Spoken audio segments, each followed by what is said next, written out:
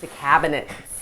So this is probably where you'll go through a lot of product. So just use a toothbrush because it's just going to be easier at the end of the day.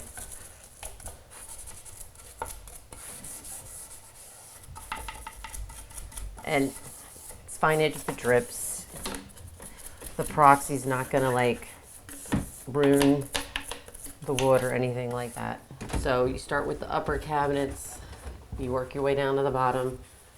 As you're working your way down, at the same time, I'm looking here to make sure my mirror looks good. So I don't open drawers. So you can see like all of this down in here. With these hinges, it's best just to go like this to get inside the handles. If you have to and stuff's not coming out, you know, you could take the toothbrush and go like this.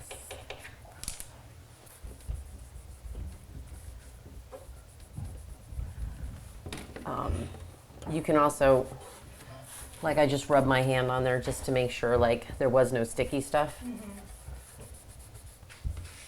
So this is done. So before I walk away from it, I just check, make sure. Looks good. Then I just move right along to whatever area needs attention, which is normally like, now I'm going to be doing walls and baseboards, right? Finish spraying down the baseboard area.